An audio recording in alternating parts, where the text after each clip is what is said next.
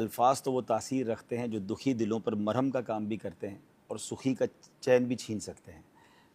ایسے الفاظ ہوتے ہیں جو انسان کو کئی دنوں تک دکھی کر سکتے ہیں، ان کے دلوں کو چیر کے رکھ سکتے ہیں، اور کہتے ہیں نا تلوار کا وار جو ہے وہ تو اس کی علاج ہو سکتا ہے، مگر زبان کا وار بعض اوقات ایسا زخم لگاتا ہے کہ پھر برسوں علاج نہیں ہوتا۔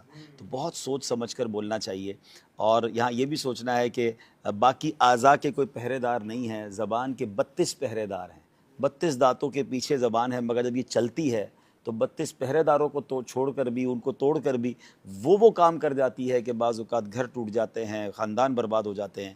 اور بڑا پیارا جملہ امیر علیہ سنت سے سنا کہ آپ کئی بار بول کر پچھتائے ہوں گے، خاموش رہ کر شاید آپ نہیں پچھتائے ہوں گے، یار میں نہ کہا ہوتا تو اچھا تھا، یہ ایسا کیوں کہہ دیا، یہ جملہ نہیں کہنا چاہیے تھا، فلاں کو برا لگ گیا۔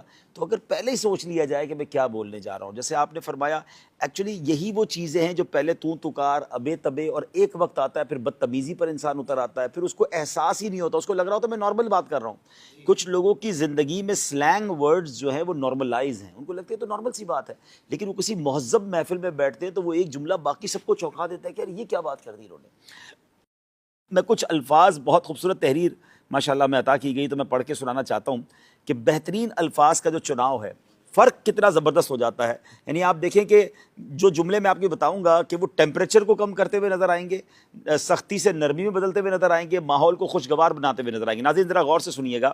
کھا لو، اس کی جگہ کھا لیجئے۔ میرا فیصلہ یہ ہے، اس کی جگہ میری رائے یہ ہے۔ میں یہ کہہ رہا تھا، اس کی جگہ میں یہ عرض کر رہا تھا۔ مجھے تم سے کام ہے، اس کی جگہ مجھے آپ سے کام ہے۔ آپ کو یا پھر آپ کو تھوڑی سی زحمت دینی ہے۔ اندھے اگر کوئی ہے بھی تو اس کو نابینا بھی تو کہا جا سکتا ہے نا۔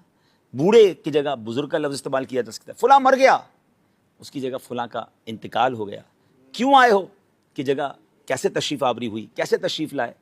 وہ بڑا بندہ مصیبت میں پڑ گیا، اس کی جگہ آزمائش آ گئی، آزمائش میں گرفتار ہو گیا۔